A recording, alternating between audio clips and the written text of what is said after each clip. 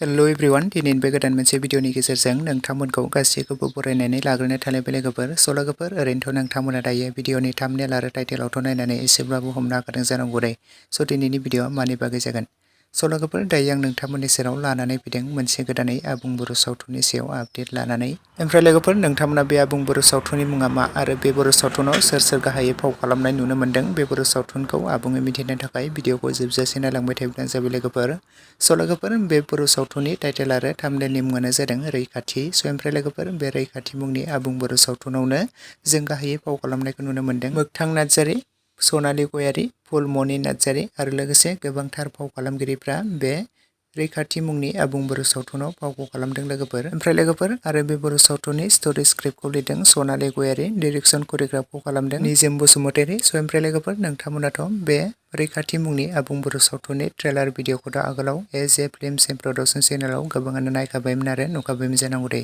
आरो नोंथांमोना बेनि फुल मुभिखौ जोबोरैनो नायनो थाखाय एक्साइटेड जाबाय थादोंमोन लोगोफोर बिथांमोना दायो बे रैखाथि आबुं बर' सावथुनखौ पार्ट बाय पार्ट बिथांमोना रिलिज खालामगासिनो दङ लोगोफोर दायोथ' नोंथांमोना बे रैखाथि आबुं बर' सावथुनखौ गोबाङानो पार्ट 1निफ्राय लानानै पार्ट 6सिम गोबाङानो नायखादों आरो नुखादों आरो नोंथांमोना गोबाङानो नायबाय थाखादों एज ए फिल्म प्रडाक्सन चेनेलनि गेजेरजों गोबाङानो रैखाथि आबुं बर' सावथुनखौ नायनानै अनसायदों दायो पार्ट 6सिम अलरेडि नोंथांमोना नायखाबाय आरो नुखाबाय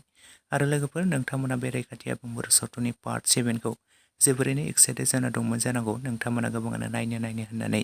एक्साइटेड जादोंमोन आरो कमेन्ट्सबो खालामदोंमोन लोगोफोर बे रैखाथि आबुं बर' सावथुननि पार्ट 7आ रिलिज जानानै थांबाय जुदि दासिमाव नायालासिनो थादोंब्ला बयबो नायहैदो एज ए फिल्म प्रडाक्सन चेनेलाव नोंथांमोना बयबो नायनानै सापर्ट खालामहैदो लोगोफोर बेनि पार्ट 7खौबो अलरेडि रिलिज खालामनानै होखाबाय नोंथांमोना सोर दासिम नायाखै बयबो नायहैदो आरो नायनानै सापर्ट खालामहैदो बिथांमोना नोंथांमोननि सापर्ट मोनोब्लासो थाबैनो बिथांमोना पार्ट बाय पार्ट रिलिज खालामबाय थागोन लोगोफोर नोंथांमोना आरो बेनि पार्ट 8खौ एक्साइटेड जानानै दङब्ला कमेन्ट सेक्सनाव लिरना फोरमायहरदो लोगोफोर बेनि पार्ट 8आबो थाबैनो रिलिज जागोन as a film production चेनेलावनो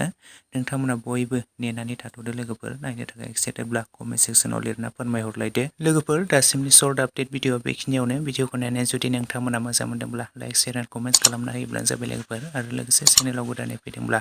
subscribe खालामनानै खाथिनि बेल आइकनखौबो अल प्रेस खालामना लादो बयबो जाहाथे नोंथांमोना बेफोरबायदिनो माखासे गोदान फैनो गोनां बर' सावथुनफोरनि सर्ट मुभिफोरनि मिउजिक भिडिअफोरनि आपडेटखौ बे चेनेलाव थाबैनो नोंथांमोना मिथिनो मोनग्रोयो